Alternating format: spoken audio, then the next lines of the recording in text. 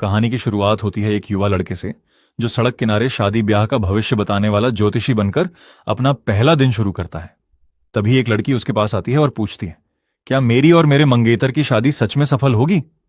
लड़का अपनी रहस्यमयी शक्ति का इस्तेमाल करता है। उसकी आंखें नीली रोशनी से चमक उठती हैं और वो उसके चेहरे की बारीकी से जांच करता है। कुछ पल बाद वह गंभीर होकर कहता है, तुम्हारे चेहरे का मैरिज पैलेस पूरी तरह डार्क दिख रहा है।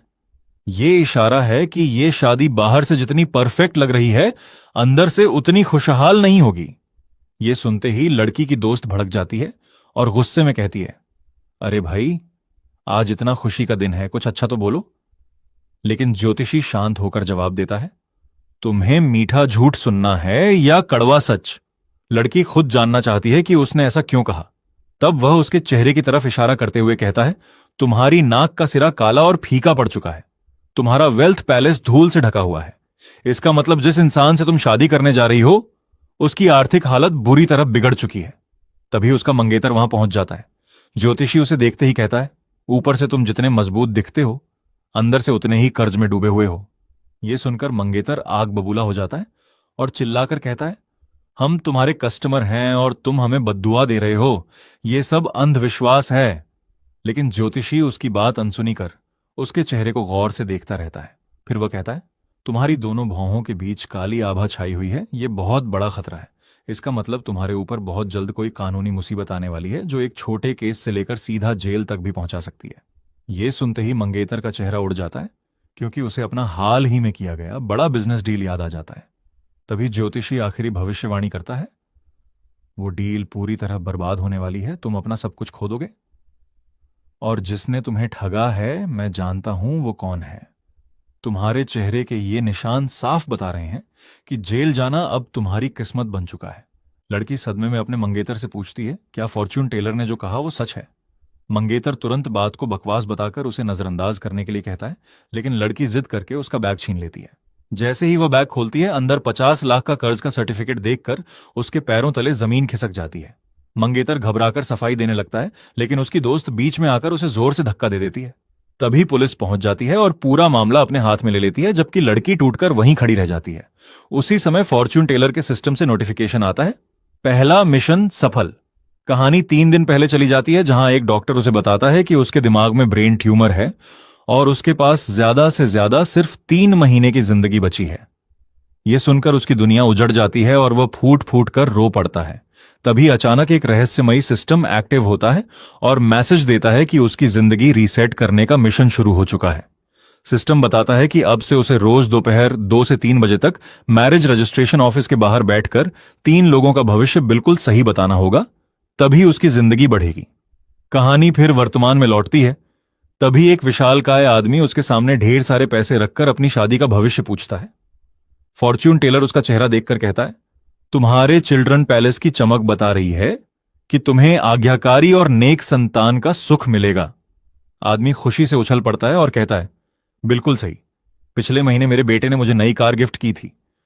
वह गर्व से अपने बेटे की फोटो दिखाता है, लेकिन फोटो देखते ही फॉर्च्यून टेलर मन ही मन सोचता है, अच्छी जमीन पर किसी और की फसल उग गई है।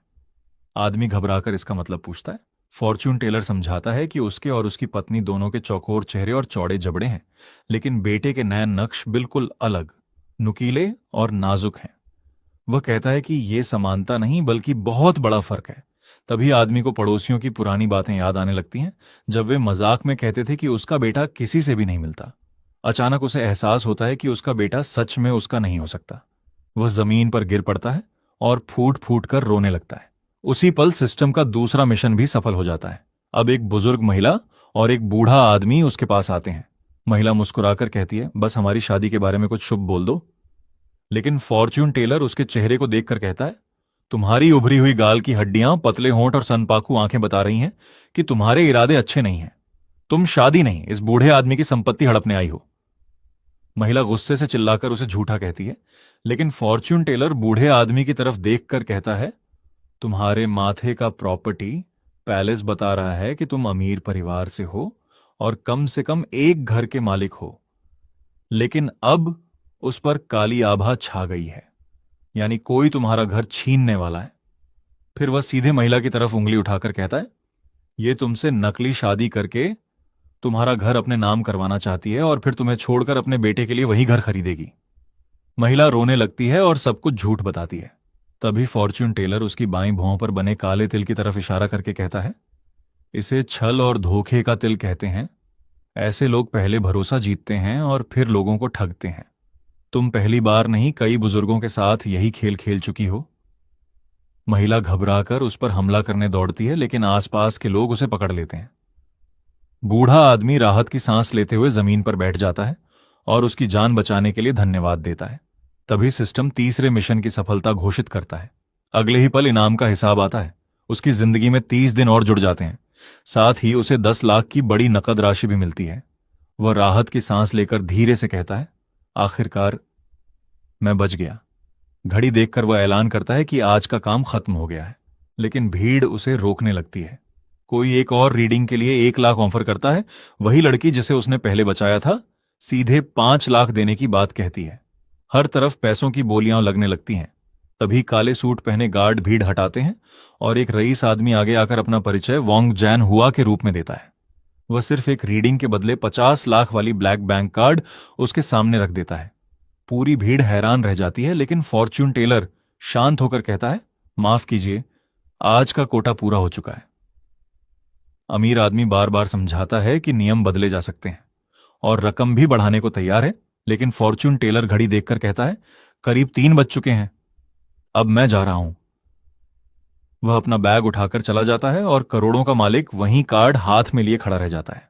भीड़ सोचती रह जाती है कि जिसने पूरी जिंदगी सबको पैसे से झुकाया, उसे पहली बार कोई ऐसा मिला जिसे खरीदा नहीं जा सकता। रात को फॉर्च्यून टेलर घर लौटकर गहरी नींद सो जाता है, लेकिन सोशल मीडिया पर उसका वीडियो आग की तरह फैल जाता है। करोड़ों लोग देखते हैं कि उसने 50 लाख का ऑफर ठुकरा दिया, जबकि उसी दिन उसकी तीनों भविष्यवाणियां सच साबित हो चुकी थीं। देखते ही देखते लोग उसे सिविल अफेयर्स ऑफिस का लेजेंडरी फॉर्च्यून टेलर कहने लगते हैं। बड़े बड़े इन्फ्लुएंसर और अमीर लोग उसे ढूंढने में करोड़ों खर्च करने को तैयार हो जाते हैं। तभी आधी रात को सिस्टम का नया नोटिफिकेशन आता है। इस बार मिशन है क्रिमिनल इन्वेस्टिगेशन बिल्डिंग के बाहर बैठकर टैरो कार्ड्स की मदद से मर्डर केस से जुड़े 3 लोगों का भविष्य पढ़ना और उनके राज खोलना। वह तुरंत सर्द रात में काले कपड़े पहनकर वहां पहुंच जाता है, अपना स्टॉल लगाता है और बोर्ड टांग देता है, murder case specialist tarot reading. तभी एक पुलिस ऑफिसर गुस्से में उसके पास आता है और चिल्लाता है, तुम्हें पता भी है ये कौन सी जगह है? ये कोई नाइट मार्केट नहीं है, अभी अपना सामान समेटो और निकलो। फॉर्च्यून टेलर थके हुए अंदाज में विनती करता है, बस 2 घंटे रुकने दीजिए, मैं किसी का रास्ता नहीं रोक रहा। लेकिन ऑफिसर साफ मना कर देता है और धमकी देता है कि अगर वह नहीं गया तो जबरदस्ती हटाया जाएगा। फॉर्च्यून टेलर अपनी जगह से हिलने से इनकार कर देता है। तभी दूसरा तेज तर्रार ऑफिसर और फिर एक सीनियर डिटेक्टिव बाहर आते हैं। मौका देखकर फॉर्च्यून टेलर कहता है, मेरे पास एक अहम सबूत है। डिटेक्टिव गंभीर होकर पूछता है, किस चीज का सबूत? वह शांत होकर जवाब देता है, अभी नहीं पता, क्योंकि मैंने अभी तक टैरो रीडिंग ही नहीं की। यह सुनते ही डिटेक्टिव को लगता है कि वह उनका मजाक उड़ा रहा है। वह गुस्से में उसे तुरंत वहां से जाने का आदेश देता है और बिना उसकी बात सुने वापस बिल्डिंग के अंदर चला जाता है। अचानक एक लग्जरी ब्लैक कार तेज ब्रेक की चीखती आवाज के साथ बिल्डिंग के सामने आकर रुकती है। उसमें से एक डरी हुई औरत बाहर निकलती है और भागते हुए पुलिस के पास पहुंचकर घुटनों के बल गिर जाती है। वह रोते हुए डिटेक्टिव की जैकेट पकड़कर गिड़गिड़ाने लगती है, प्लीज बताइए, मेरी बेटी मिली या नहीं? डिटेक्टिव उसे सहारा देकर उठाता है और समझाता है कि उनकी टीमें सीसीटीवी फुटेज खंगाल रही हैं और दूसरी टीम पूरे शहर में बच्ची की तलाश कर रही है। वो भरोसा दिलाता है कि कोई भी सुराग मिलते ही सबसे पहले उन्हें खबर दी जाएगी। तभी उसका पति गुस्से में पुलिस पर बरस पड़ता है। वह चिल्लाकर कहता है, 48 घंटे बीत चुके हैं, यही तो वो गोल्डन टाइम था जिसके बारे में आप लोग कहते थे। हर मिनट के साथ मेरी बेटी के जिंदा मिलने की उम्मीद खत्म होती जा रही है। तभी फॉर्च्यून टेलर आगे बढ़कर शांत आवाज में कहता है, अगर आप चाहें तो मैं मदद कर सकता हूं, बस एक टैरो कार्ड निकालिए। यह सुनते ही डिटेक्टिव भड़क जाता है और उसे डांटते हुए चुप रहने को कहता है। लेकिन बच्ची का पिता दौड़कर फॉर्च्यून टेलर के पास आता है और टूटे हुए दिल से कहता है, अगर तुम्हारे पास सच में कोई शक्ति है तो मेरी बेटी को ढूंढ दो, जितने पैसे मांगो दूंगा। फॉर्च्यून टेलर पैसों से इनकार करता है और कहता है, कार्ड्स को कट कीजिए और अपने बाएं हाथ से एक कार्ड निकालिए। पिता कार्ड निकालता है जिस पर नीले चांद के सामने 3 तलवारें बनी होती हैं। फॉर्च्यून टेलर कार्ड देखकर कहता है, ये रिवर्स 3 ऑफ स्वॉर्ड्स है। इसका मतलब है कि दर्द खत्म होने वाला है। उसी पल उसका सिस्टम एक्टिव होकर बच्ची के आसपास का माहौल स्कैन करने लगता है। सिस्टम बताता है कि वहां नमी बहुत ज्यादा है, लोहे की टकराने की आवाजें आ रही हैं और हवा में पुराने केमिकल और पेंट की तेज गंध फैली हुई है। फॉर्च्यून टेलर मुस्कुराकर कहता है, घबराइए मत, आपकी बेटी अभी जिंदा है। यह सुनते ही मां खुशी के आंसुओं के साथ जमीन पर बैठ जाती है। फिर वह पुलिस की तरफ मुड़कर कहता है, बच्ची शहर के उत्तरी हिस्से में है, पानी के पास किसी सुनसान और खुले इलाके में। वहां घंटियों की आवाज साफ सुनाई देती है। पुलिस को तुरंत समझ आ जाता है कि वह जगह एक सुनसान पोर्ट या शिपिंग डॉक हो सकती है, जहां बड़े बड़े क्रेन और क्लॉक टावर हैं। लेकिन फॉर्च्यून टेलर यहीं नहीं रुकता।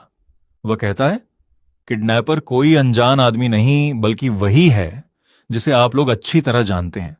उसके शरीर से पुराने पेंट की गंध आती है, क्योंकि वह हमेशा पेंट वाले माहौल में रहता है।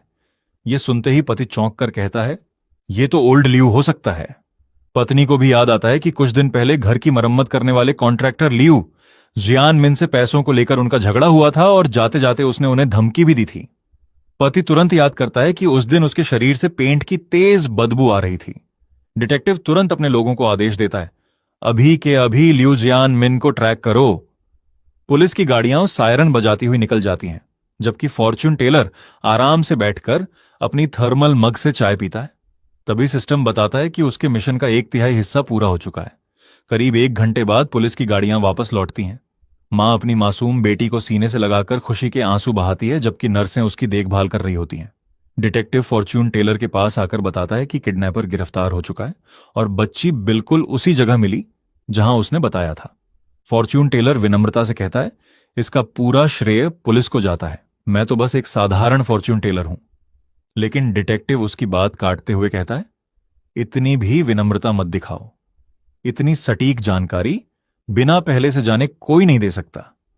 अगर तुमने केस की जानकारी छिपाई है या गैर कानूनी तरीके से हासिल की है, तो यह भी अपराध है।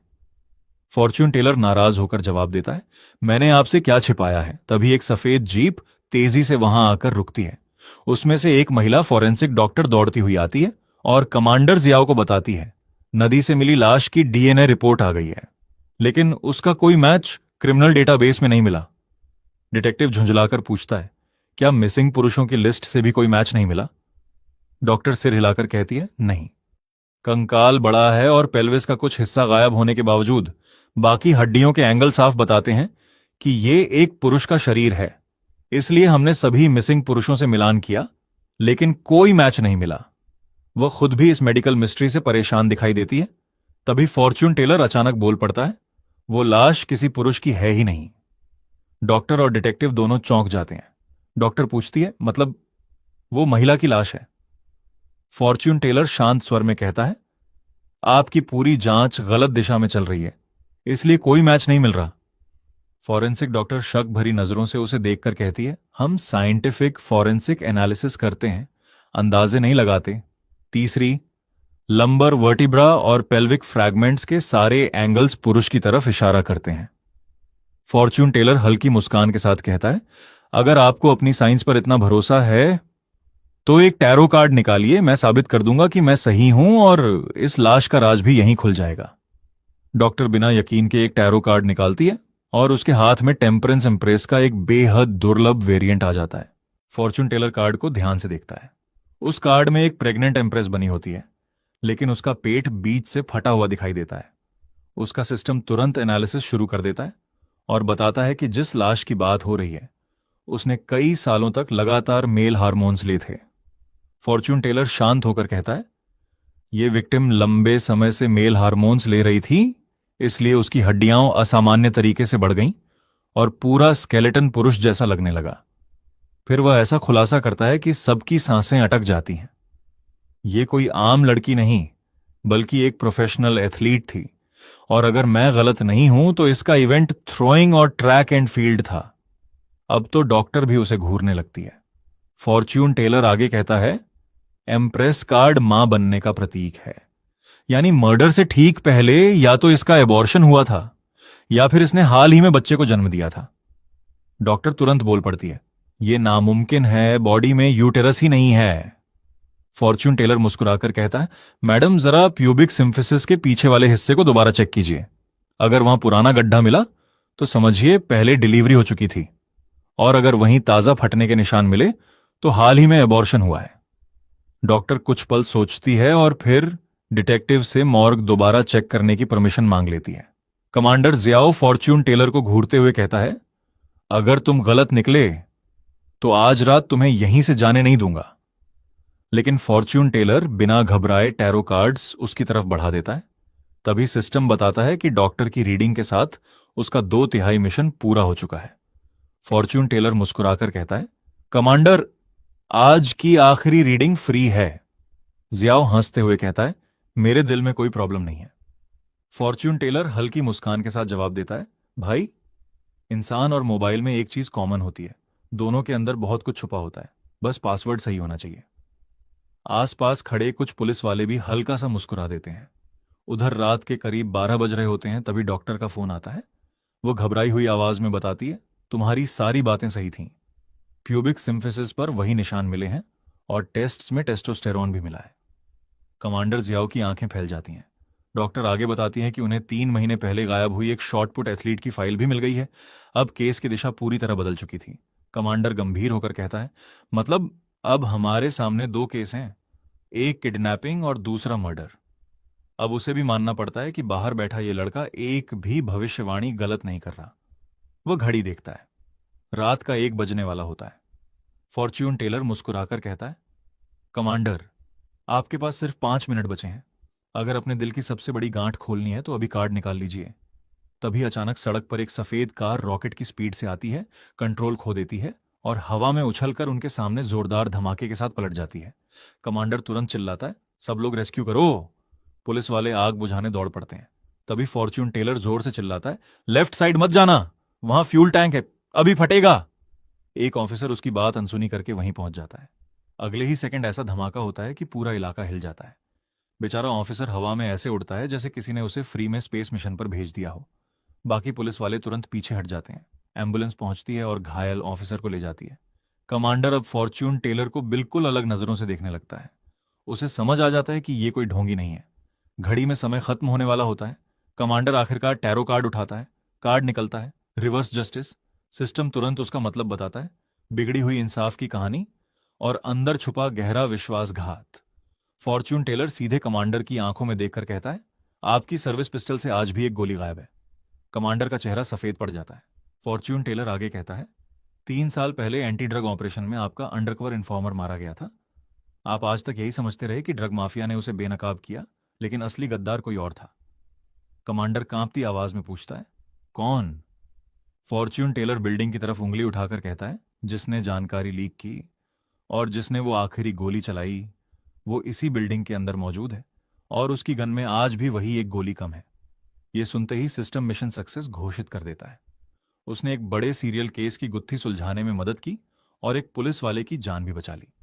इनाम में उसके शरीर की कैंसर सेल्स 8% कम हो जाती है।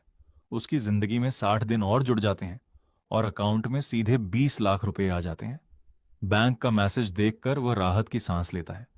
रात को घर पहुंचकर जैसे ही सोफे पर लेटता है, नया मिशन सामने आ जाता है। इस बार लोकेशन देखकर वह खुद चौंक जाता है, चुनटिंग इंटरनेशनल बाइलिंगुअल किंडरगार्टन।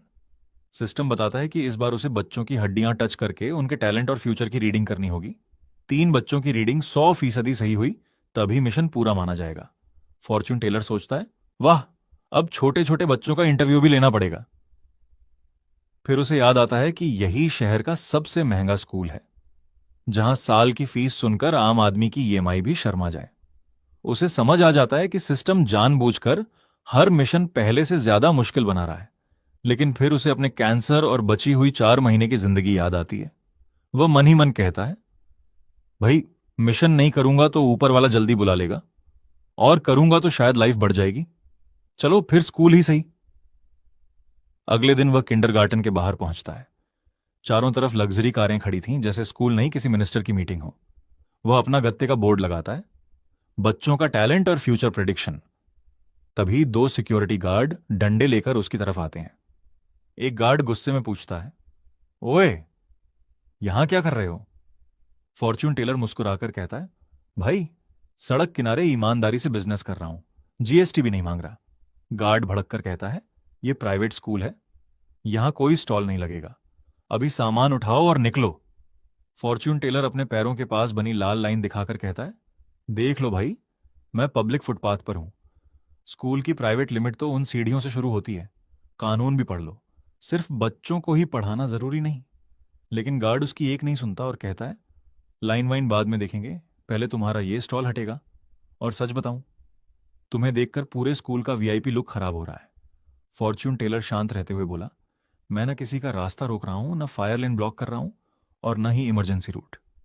फिर उसने आराम से अपना मोबाइल निकाला और गार्ड से कहा, अगर जबरदस्ती हाथ लगाया ना तो सीधे ऑफिशियल कंप्लेंट करूंगा और वीडियो सोशल मीडिया पर भी डाल दूंगा, फिर कमेंट सेक्शन तुम्हें नहीं छोड़ेगा। यह सुनते ही गार्ड का तेवर थोड़ा ढीला पड़ गया।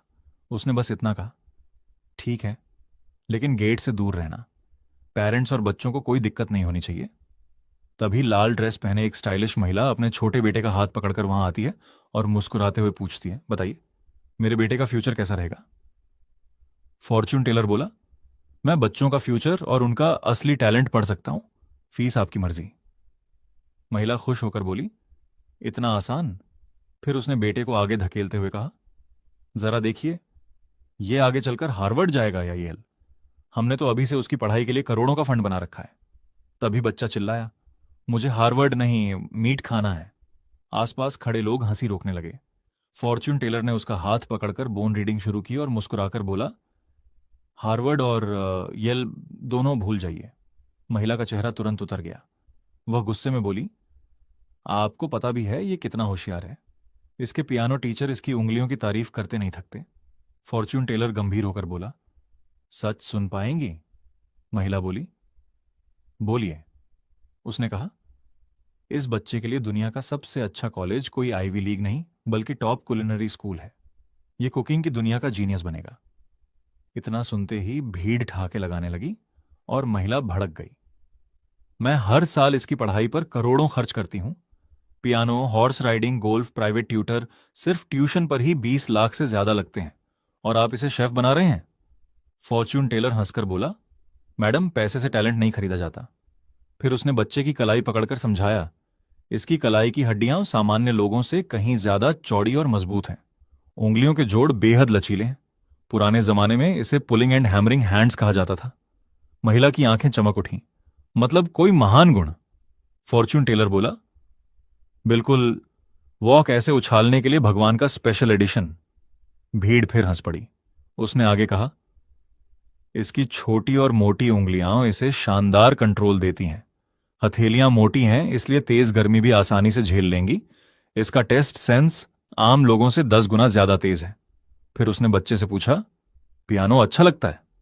बच्चा गुस्से से चिल्लाया, बिल्कुल नहीं, उस टीचर का टिक टिक वाला मेट्रोनोम सुनकर मेरा दिमाग पक जाता है।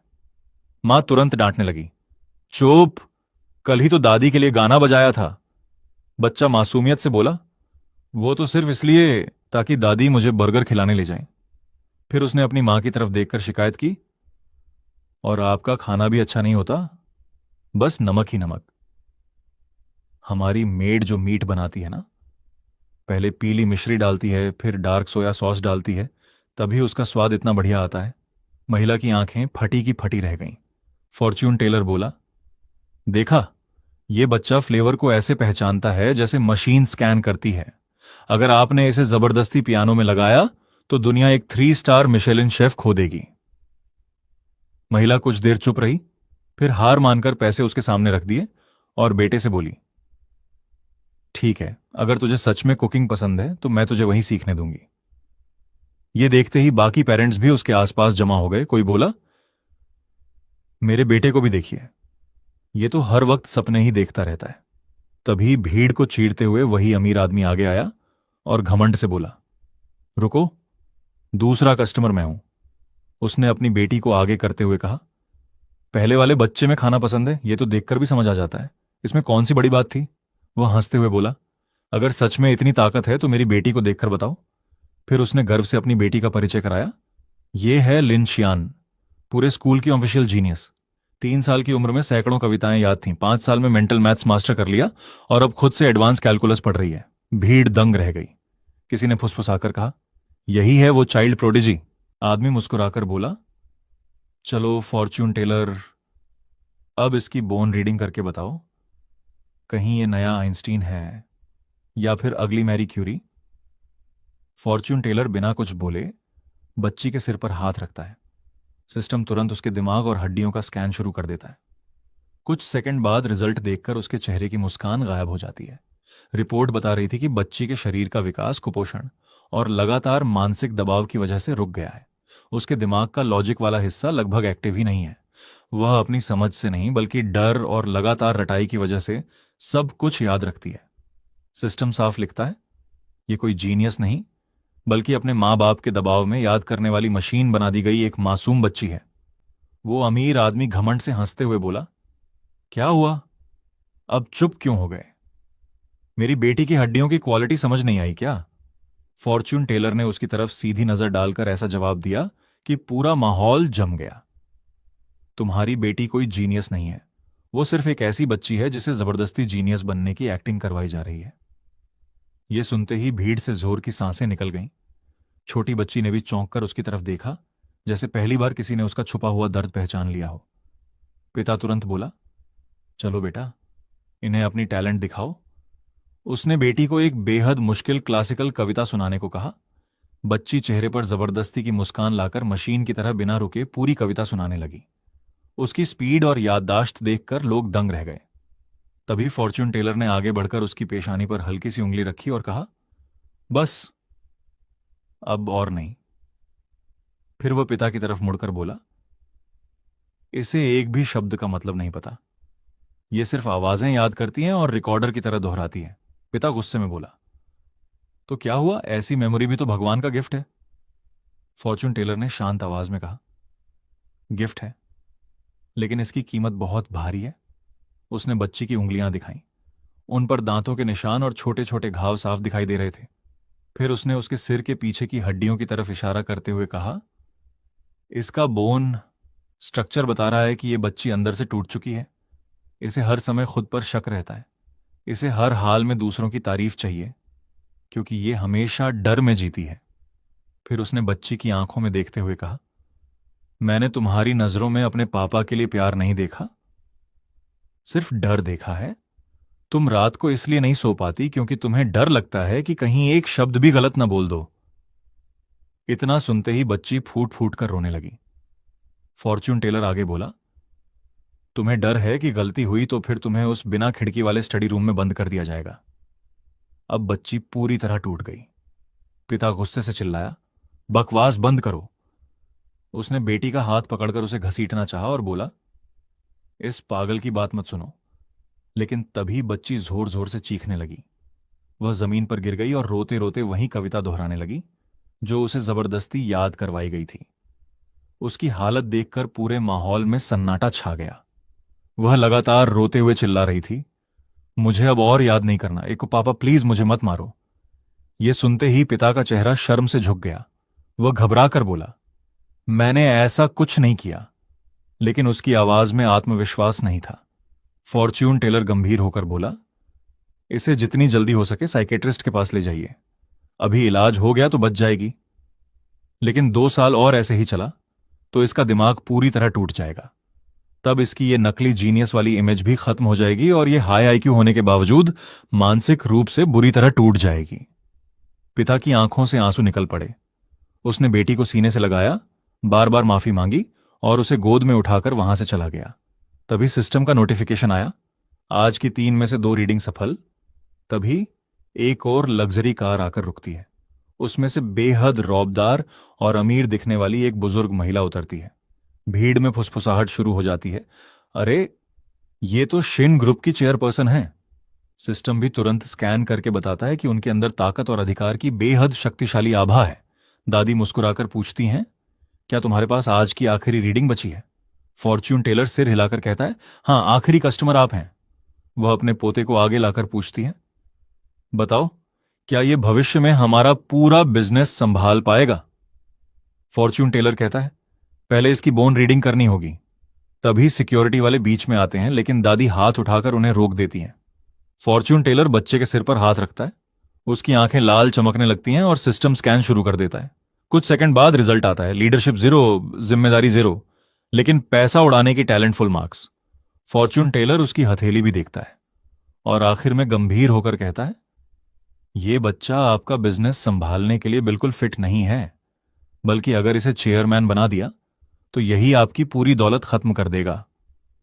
दादी का चेहरा सख्त हो जाता है। कोई वजह? फॉर्च्यून टेलर उसके हाथ की तरफ इशारा करके कहता है, देखिए, इसकी लंबी उंगलियां और पतली हथेली फिजियोग्नॉमी में वेल्थ लीकिंग हैंड कहलाती हैं। यानी पैसा इसके हाथ में वैसे ही टिकेगा जैसे छलनी में पानी। पुराने लोग कहते थे, सोना भी इसके हाथ से बिना आवाज के निकल जाएगा।